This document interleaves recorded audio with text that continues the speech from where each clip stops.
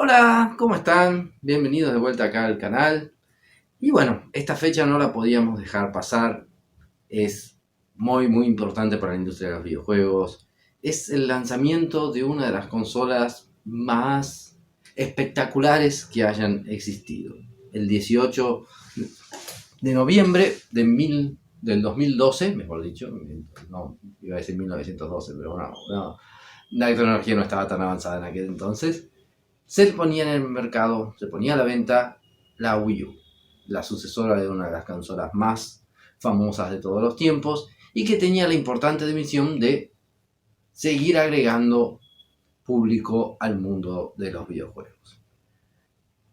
Como es bien obvio en internet, es obligatorio que cuando uno vaya a hablar de la Wii U tenga que hacer un paréntesis y explicar que fue un fracaso en ventas, que la consola no vendió nada, y hay que hablar mal sí o sí, es una obligación, como de la misma forma es una obligación no decir que la PlayStation 3 es el mayor fracaso de la historia de los videojuegos. Son esas obligaciones del mundo gamer en internet donde no puedes hablar de la Wii U sin tener que hablar por lo menos un poco mal de ella. Entonces, bueno, acá ya dejo la antesala, después voy a hablar en profundidad, que fue un fracaso comercial. Pero que no haya vendido bien, que haya estado muy por debajo de las expectativas de Nintendo, no significa que haya sido una mala consola. Por el contrario, fue una excelente consola que nos brindó un catálogo espectacular, lleno de exclusivos que fueron muy mal aprovechados debido al poco éxito comercial de la consola, pero que se consagraron en la sucesora, en la Switch, demostrando la calidad inmensurable que tenían esos juegos. Entonces, se van a hacer 10 años del lanzamiento de esta consola y este video es un homenaje destacando los puntos positivos, analizando un porqué de su fracaso y el gran legado que esa máquina ha dejado en el mundo de los videojuegos. Entonces, para comenzar vamos a analizar un poquitito las características que tenía la consola, ¿no? La consola venía a ser de la... A ver, si nos basamos por generaciones, esa extraña definición eh, muy poco práctica, pero mucha gente lo entiende de esa forma. La primera generación fue la del Pong, la segunda generación fue la del Atari 2600, la tercera generación fue la de la NES, la cuarta fue la de los mal llamadas 16 bits de la Sega Genesis y de la Super Nintendo, la quinta fue donde apareció la PlayStation, la Nintendo 64 teóricamente hace parte de la misma generación. La sexta teóricamente comenzó con la Dreamcast, incluso la PlayStation 2, la Xbox, la GameCube. La séptima es la de la Wii y la Wii U fue la consola de mesa que inauguró la octava generación. No fue la consola que inauguró la generación, que fue la 3DS, pero de mesa sí fue la que la inauguró. Y salió un año antes que sus competidores, eso es un dato no menor. Y su principal característica era este mando, este control, que tiene todo lo que un control clásico de videojuegos para videojuegos modernos necesita. 3 direccionales, 2 analógicos, 1 digital, 4 botones en los hombros, 4 botones principales, un botón Home que fue inventado por Microsoft en la Xbox 360, el botón de Select y Start y 4 botones de acción frontales. Lo mismo que encontrás en cualquier control básico de videojuegos modernos.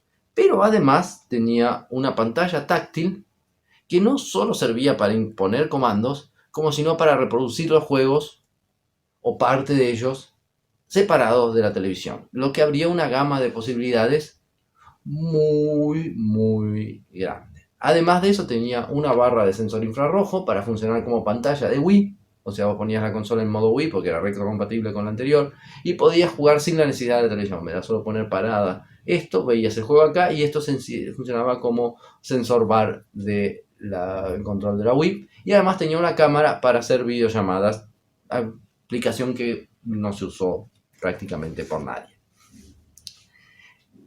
Además tenía sensor de movimiento y lector, no me acuerdo cómo se llama, NFT, para poder leer los amiibos y otros accesorios directamente en la consola, ¿no? Además, también tenía este botón de TV que nos permitía hacer que el control funcionase como control remoto de la tele, para no tener que estar cambiando de control mientras estaba jugando. Entonces, esa era la principal característica. Este control la diferenciaba de las demás consolas en el mercado, de las que existían y las que iban a venir después.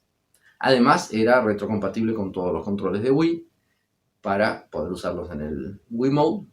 Y más adelante, pero solo para el Smash Bros., se hizo retrocompatible vía adaptador con los controles de la GameCube. Ese es una cosa que Nintendo, a mi gusto, podría haber esforzándose un poco más y haber hecho que ese accesorio fuese compatible con más juegos. Pero bueno, es para otra parte del video. Con eso en mente, Nintendo pensaba hacer juegos, que existiese la posibilidad de hacer juegos de jugabilidad simétrica en una misma consola. Jugabilidad simétrica es donde algunos jugadores hacen una cosa y otros jugadores hacen otra cosa dentro del mismo juego, con controles distintos o situaciones distintas, etcétera, etcétera. Un poquito vos lo podés ver en juegos co-op, donde jugadores pueden tomar diferentes rumbos y están en diferentes momentos, pero vos necesitas dos pantallas. Bueno, la Wii U daba eso en una sola consola. Otra es que, por ejemplo, en minijuegos competitivos, como pasaba, por ejemplo, en Mario Party 6, que uno usaba el micrófono y daba los comandos con el micrófono y los otros usaban controles y daban instrucciones con los mandos normales. Eso era una posibilidad de jugabilidad simétrica, pero todo en la misma pantalla. Con pantallas diferentes sucedía en los portátiles. Mario Party DS es una muy buena explicación de a veces minijuegos que tenían funcionalidad distinta en los distintos jugadores. Pac-Man Versus, que venía como extra en Pac-Man World 2 de Player's Choice de la GameCube, usaba un Game Boy Advance conectado por el cable Link para que un jugador jugase como Pac-Man y los otros tres jugasen en la tele como fantasmas. El intuito de la Wii U era que todo eso lo pudieses hacer en una sola consola. Alguien jugaba con este mando y otras personas jugaban con controles de Wii o con el Pro Controller, una versión de esta sin el lector NFT y sin la pantalla, por así decirlo, que era más parecido a un control tradicional y que servía para los juegos multijugador se pudiesen jugar con jugabilidad asimétrica. Algunos juegos utilizaban la pantalla de una forma distinta, por ejemplo el Sonic All-Star Racing Sonic All-Star Racing 2 Transformers permitía a un quinto jugador jugase en este control y tuviese su pantalla acá, mientras los otros cuatro en la tele con la pantalla dividida al estilo Mario Kart, como siempre fueron los juegos de carrera en pantalla dividida. Eran opciones que la consola brindaba y debido al poco éxito de la máquina, no muchos juegos supieron sacar esa ventaja. No sé si traje acá, bueno, que quedó en el estante. Zombie U fue uno de los primeros. Era single player, pero el uso de la pantalla táctil era muy, muy importante, ya que vos manejabas tu menú en tiempo real acá en la pantalla, mientras el juego seguía sucediendo en la pantalla principal. Otro juego que también me quedó allá, que usaba la pantalla de forma muy, muy bien hecha, era Star Fox Zero, donde vos tenías comandos acá en el control y podías hacer el apuntar moviendo el control y movías la mira acá, mientras la nave vos la manejabas con los controles en la otra. Era un poco complicado al principio, pero después que te acostumbrabas es el mejor control de un juego de tiros así en corredor que ya haya existido. Un indie que hizo excelente uso de la pantalla portátil fue Affordable Space Adventures, donde vos tenías todos los controles de la nave en la pantalla y tenías que ser muy atento a ir cambiando las stats y la distribución de energía y todo en la pantalla táctil mientras movías la nave en la pantalla del televisor. O sea, había muchas opciones, muchísimos indies salieron en la consola y esa es donde vamos a ir ahora. El catálogo de la Wii U fue chico, muy chico. no me acuerdo ahora los números, pero es el catálogo en juegos físicos más chico de las consolas de Nintendo. En digital crece mucho gracias a los indies y fue el gran paso de Nintendo a los indies. Porque la Wii recibió muchos indies en aquel programa llamado WiiWare dentro de la tienda virtual, pero la Wii nunca fue pensada para una consola de distribución digital, a diferencia de la Wii U que ya vino con esa opción. Vos podías comprarle un disco rígido externo y ampliar la capacidad de almacenamiento exponencialmente. Y todos los juegos casi todos los juegos de Wii U que tenían formato físico estaban en digital. Creo que los Call of Duty que salieron no salieron en digital.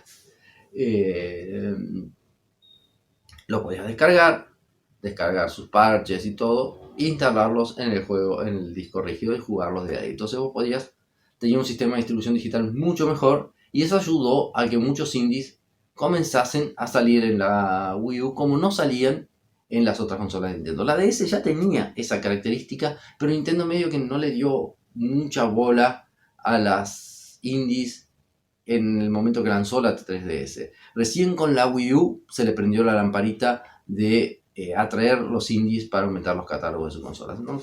Disculpen. Quería confirmar que esté grabando. Entonces, esa característica aumentó muchísimo el catálogo de los indies y del catálogo de la Nintendo y abrió las puertas al boom de los indies que la Switch tiene hoy. O sea, gracias a la Wii U, la Switch tiene un catálogo de más de 8.000 juegos. Porque muchísimos indies comenzaron a producir para juegos, consolas de Nintendo y comenzaron a ver que rendían en las consolas de Nintendo en la Wii U, más que en la 3DS inclusive. La 3DS se vio beneficiado de indies gracias a la Wii U, porque al principio la relación Nintendo-indies no era tan buena con la Wii U. Inclusive se planteó uno de los problemas que después se solucionó en la Switch, que son licencias diferentes, lanzar el mismo indie en la Wii U que en la 3DS, que vos no lo estás lanzando para un ecosistema de Nintendo, sino lo lanzabas para cada consola de Nintendo. Cosa que Nintendo parece haber solucionado, veremos cuando salga la sucesora de la Switch, con la Switch. Ahora tus juegos son de la cuenta de Nintendo que vas a poder usar en distintos dispositivos de Nintendo más adelante. Veremos cuando haya dispositivos diferentes para usar, ¿no? Hasta ahora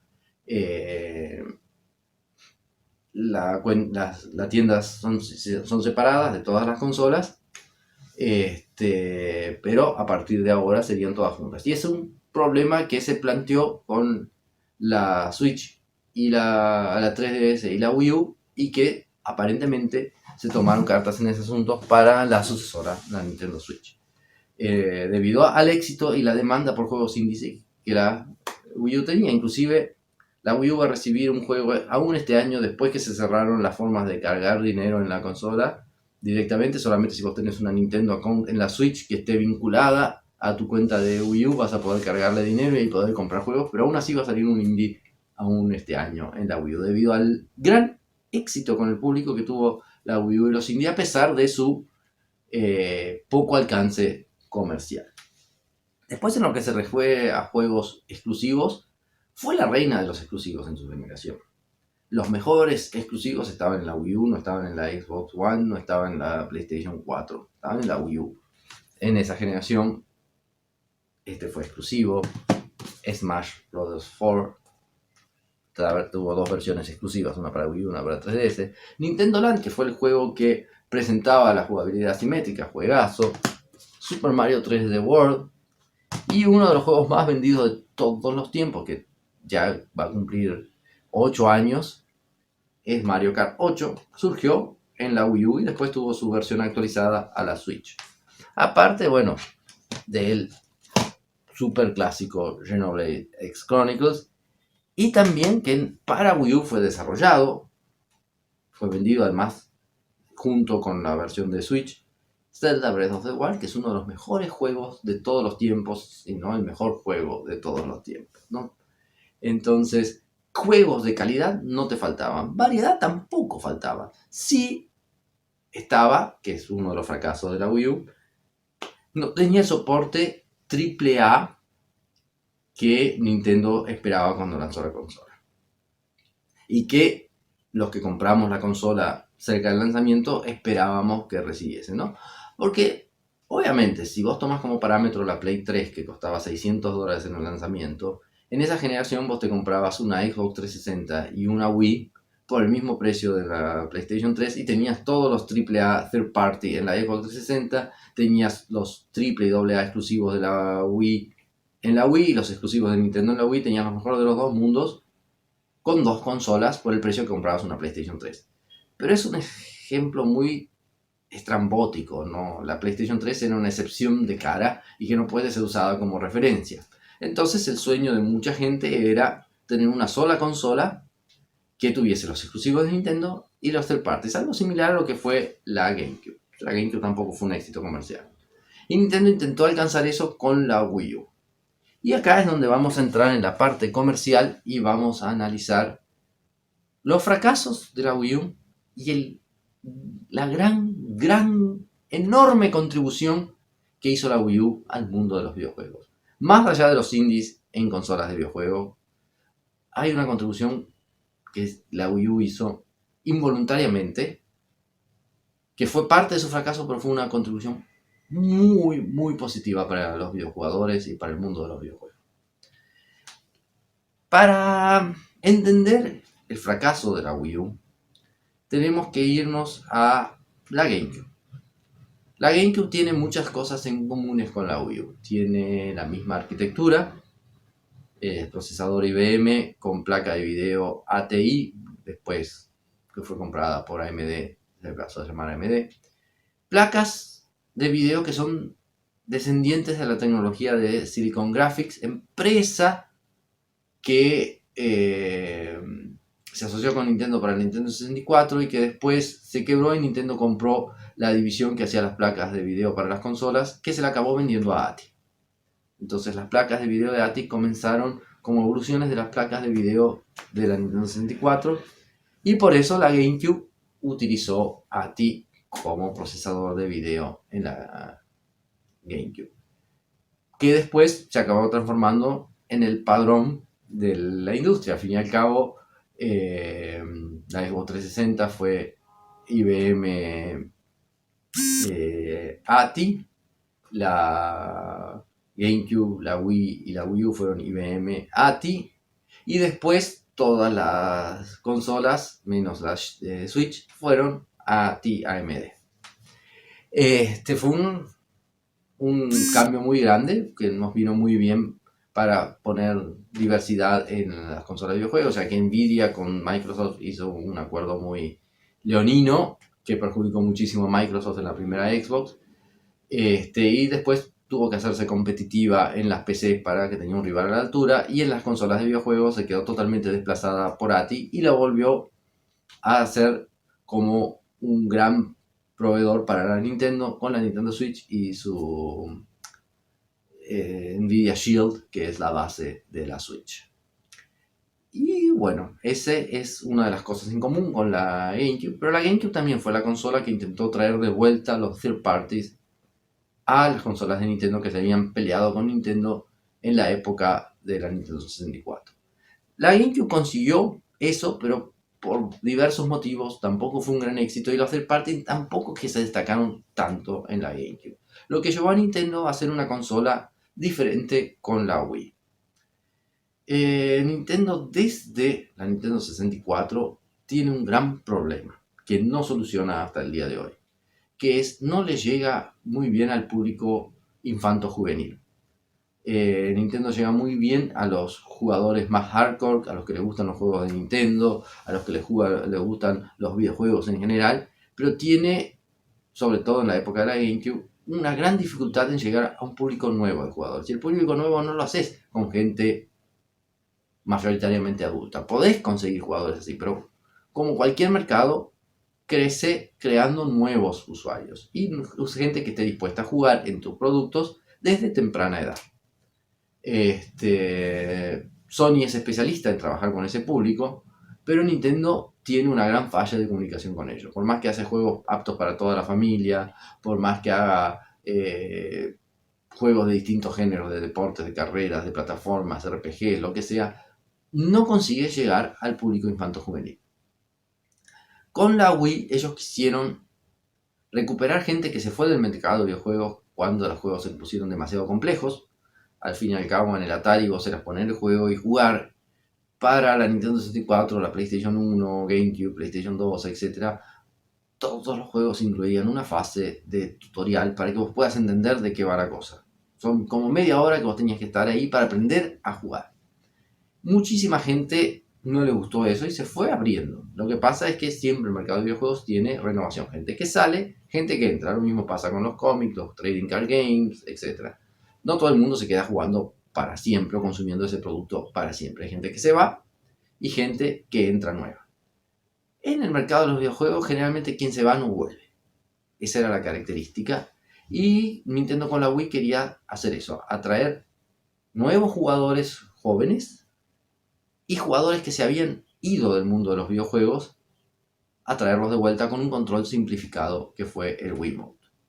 Entonces la Wii U tenía esa característica de ser una consola de entrada al mundo de los videojuegos. No era exclusivamente eso, tenía un catálogo espectacular para todo tipo de gustos, pero su foco era eso. Entonces, entendiendo el mercado que no es simplemente casuales y hardcore, haciendo un entendimiento real del mercado, vos tenés distintos tiers. Entonces tenés gente que está comenzando a jugar videojuegos, la Wii U cumplía muy bien ese punto, gente mucho más involucrada en el mundo de los videojuegos, que le gustan juegos más profundos, juegos que requieran dedicación. Eso se dividía mucho entre Wii, PlayStation 3, Xbox 360, PC, DS, PSP. Todas las consolas tenían un poco de eso, ¿no? Y después un grupo que siempre fue un poco más olvidado, el grupo intermediario, gente que está comenzando, pues ya quería comenzar a tener experiencias más profundas, pero no quería esos juegos donde vos tenés que memorizarte fórmulas matemáticas para poder jugarlo. Y la Wii U venía a cumplir esa función. O sea, iba a seguir siendo una consola de puerta de entrada, pero no tan enfocada en eso, e iba a ser una consola de transición, de arraigar a los jugadores que entraron en la Wii, se quedasen jugando juegos un poco más inmersivos y demandantes de tiempo en la Wii U. Y ahí es donde Nintendo falló. Falló en muchos aspectos. Dos de los principales fue el timing. Lanzó la consola en uno de los peores momentos para lanzar una consola, donde el mercado estaba muy saturado de videojuegos, había tenido una explosión de crecimiento muy grande en la generación anterior, y ahora venía un momento de reducción. Y Nintendo hizo esa jugada de lanzar una consola que intentase abarcar mucho y no hiciese de entrada tanto. Entonces, no llegó a eso por un motivo principal que ya vamos a analizar, pero no llegó.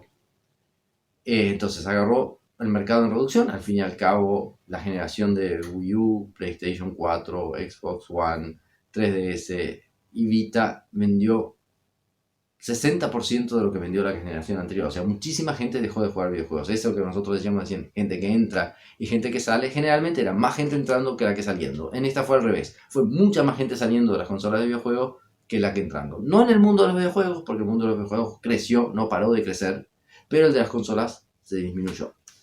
Y eso se dio principalmente a los móviles. Muchísima gente que jugaba ocasionalmente en la Wii, muchísima gente que jugaba ratitos en videojuegos cuando llegaba a su casa, comenzó a tener la satisfacción de poder jugar videojuegos en sus celulares. Y para el público adulto eso cambia mucho. Vos no tenés de repente 2 horas por día para dedicarla a tu hobby en tu casa y poder jugar un RPG de 100 horas y terminarlo en 2 o 3 meses. O en un mes, como muchos adolescentes que son ultra hardcore de los videojuegos.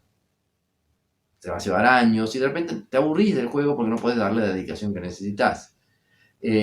También partidas online se te hacían más complicadas de hacer porque no tenés el tiempo para jugarla. Y el juego de 5 minutos, 10 minutos en el celular comenzó a satisfacer esas necesidades. Los chicos, por otros motivos, querían tener sus celulares, entonces también compiten a la hora de que, bueno, el padre le va a regalar una máquina de $200, tiene que elegir entre el celular y la consola, acaba eligiendo el celular. Es una competencia, quieran o no admitirlo muchos gamers. Y bueno, eso afectó al mundo de las consolas de videojuegos y principalmente a Nintendo. Le pegó demasiado fuerte, fue la que más perdió mercado, principalmente en las consolas de mesa. Pero en las portátiles y las otras compañías también perdieron mercado. Unas más, otras menos. La menos afectada fue Sony, pero todas perdieron. El mercado se disminuyó mucho. Y la Wii U salió justo en el peor momento de eso. En el peor momento, Nintendo, intentando adelantarse a las otras, lanzó la Wii U justo en el momento que el mercado de consolas estaba muy saturado.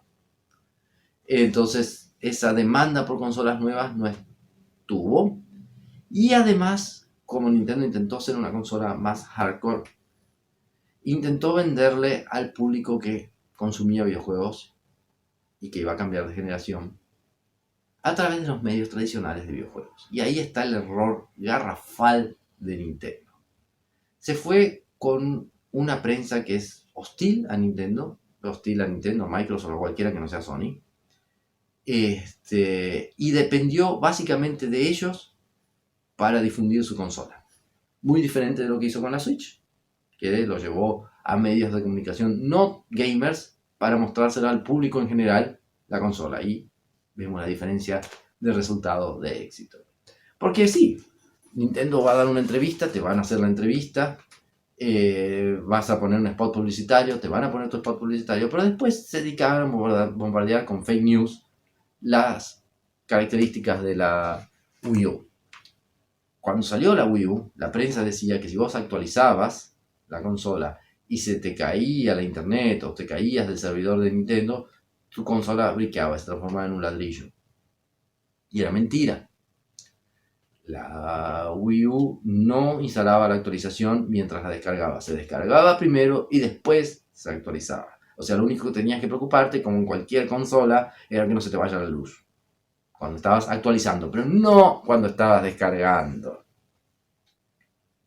Pero ellos difundieron esa mentira y no la desmintieron nunca. Al final de la vida de la Wii U, cuando se anunció Breath of the Wild, desenmascaró bastantes medios de prensa sacando un supuesto documento de Nintendo donde cancelaban la versión de Wii U de Breath of the Wild. Y era mentira. Y todos los sitios salieron a decir, miren cómo Nintendo está cancelando el juego que les prometieron durante tantos años en la Wii U. Y nunca se canceló. Después, en el propio sitio de referencia donde vos ibas, cuando todo el mundo, ¡pum!, acá está el documento de Nintendo, había un dibujo de un pene. Y decía que era toda una broma. Pero ninguno de los medios que dijo que cancelaban el Breath of the Wild salió a decir, nos equivocamos. Y mentiras sobre todas las cosas de la Wii U, sobre su potencia, sobre los motivos por los cuales no salían los juegos. Eran constantes, o sea, tipo, no importa nada, lo importante era hablar mal, como hablan de la Switch, como hablan de la Xbox One, como hablan mal de la Xbox Series, de Game Pass, de Stadia, de cualquier cosa que no sea Sony. Y la Wii U, ahí está la gran contribución al mundo del videojuego. Fue la consola que desenmascaró eso. Porque tanto hate le pusieron, tantas noticias falsas, que ahí se notó realmente para qué lado patean. La Wii U nos dio ese abrir de ojos. Porque los que tuvimos la consola, sabemos lo maravillosa que es. Y como el discurso es totalmente distinto a la realidad. Y entonces ese probablemente sea el aporte más importante que esta consola dejó. Desenmascarar la prensa vendida. Todas las fake news, todas las mentiras, toda la difamación que sufrió la consola, que la repiten con otras, pero que ha quedado demostrado el esquema. Entonces cuando vos ves cómo están hablando mal de una Xbox Series X o de la Series S o de la Game Pass o de la Switch, te pones a fijar cómo hablaba mal de la Wii U y todas las mentiras que dijeron, como eso que se te briquea cuando descargas la actualización si te caes del sistema. Yo cagadísimo fui a actualizar y se me cayó la internet. Mi consola no se briqueó. me dio un susto, ahí fue a investigar y en el NeoGAF, el foro, explicaron que era mentira. Foro que, o casualidad, combatieron muy feamente los medios de prensa porque se dedicaba a destapar los escándalos de corrupción en la prensa de videojuegos.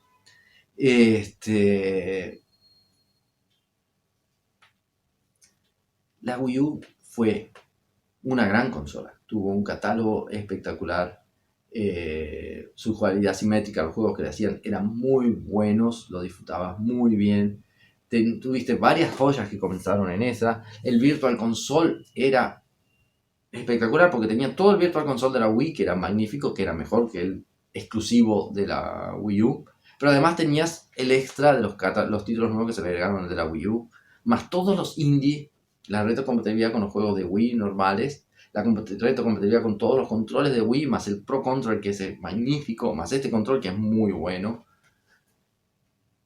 Así es un conjunto de una consola única. Hoy queda un ítem de colección, tipo es una consola que vendió 12 millones. No va a ser, sobre todo la blanca de 8 GB, no va a ser fácil de encontrar en el futuro, va a ser una consola carita. O sea, Nintendo le erró en muchas cosas con la consola, es cierto, la consola falló por esos errores de Nintendo, pero no dejó de ser una consola que nos brindó muchísimos momentos y horas de diversión gracias a un catálogo espectacular. ¿Qué te puedo decir? Si todavía te interesa, corre atrás de una Wii U porque va a ser mucho más difícil y cara de conseguir a futuro. Si tenés una y no tenés necesidad de plata, no la vendas, cuídala, porque es muy linda. Tiene muchas de las mejores versiones de los juegos que vos vas a encontrar. Por ejemplo, Call of Duty Black Ops 2, Splinter Cell Black Ops, Blacklist, quiero decir, Batman Arkham City. Son mejores versiones. Need for Speed, Underground era así. O Most Wanted. No, Most Wanted no. Bueno, el Need for Speed que salió, que tiene los dos autos yendo de una posición para otra. La versión de Wii U tiene la mejor performance. Electronic Arts trabajó muy bien en eso, sacando ventaja de el poder de hardware que tenía la Wii U en comparación con las de la consola de la generación anterior.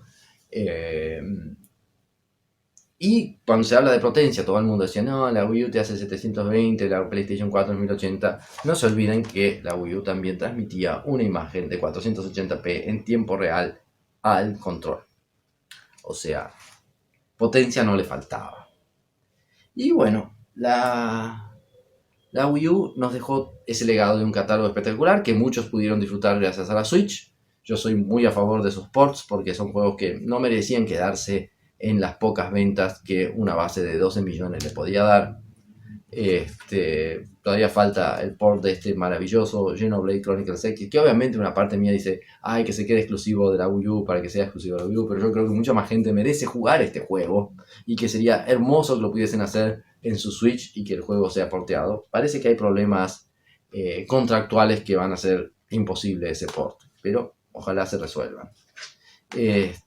Mario 3D World para mí es uno de los mejores Super Marios de todos los tiempos, apenas atrás de los Galaxy de la Wii y del 3D Land de la 3DS, mucho mejor que el Mario Odyssey, y fue un juego de Wii U. Por cierto, acá está también la mentira que los juegos de Nintendo nunca bajan de precio. Estos juegos estaban a $20 cuando tienen este sello acá. Y fueron muchos, tanto en 3DS como en Wii U, así que no es solamente porque la Wii U fue un fracaso que tuvo eso, la 3DS fue un éxito, también tuvo Supplier's Choice de ofertas. Hoy con la distribución digital las ofertas suelen suceder más en la tienda y son variables, no son así físicas como nos gustaría de repente ver, ¿no? Tipo, el borde rojo es más feo, pero mantiene el valor de colección de la edición original para aquellos que compraron la versión original y querían mantenerla, entonces el que quería comprar más barato podía comprar la versión Player's Choice. El port de Ocarina de Twilight Princess y de Wind Waker para la Wii U son espectaculares. Le faltaron muchas cosas a la Wii U, sobre todo el apoyo de las third parties AAA, que como la consola no fue un éxito, obviamente las empresas no van a querer lanzar juegos para la máquina, ¿no? Tipo, la falla de comunicación que Nintendo tuvo en el lanzamiento confundió mucho al consumidor, la mala prensa que le hicieron los medios gamers también no ayudó a que la consola despegara, y eso hizo que fuese más difícil conseguir apoyo, porque el plan era, bueno, utilizar ese año de ventaja contra las otras consolas para hacer una base, tener todos los juegos que es cross-gen en la consola, entonces después la cantidad de consolas que va a haber vendidas van a ser imposible que las third parties ignoren la consola de Nintendo. Pero eso no sucedió y la ignoraron olímpicamente. Fue probablemente la consola con el peor apoyo grande third party. No voy a decir que el peor apoyo third party, porque la cantidad de indies que salieron debe superar a la Nintendo 64 y a la GameCube en apoyo third party. Pero de AAA y esas cosas, sobre todo porque tenía la misión de llevarlos a la consola, fracasó. Hasta la Switch, sin esa misión, tiene más apoyo third party grande que la Wii U, ¿no? Entonces ese es el gran fracaso, no haber vendido bien. Pero como consola, como brindarnos diversión y juegos, fue un gran éxito. Así que feliz aniversario Wii U, feliz aniversario a todos los propietarios de una Wii U que disfrutaron esa consola en su época o que la están aprovechando ahora, cuando hace unos años estaba muy barato, era la mejor opción para comprarla en el 2016, 17, 18, hasta el 2019. Era muy barata la consola, los juegos estaban muy baratos y hay muchísima gente que pudo aprovechar eso y está disfrutando de un consolón. Muchas gracias, nos vemos la próxima.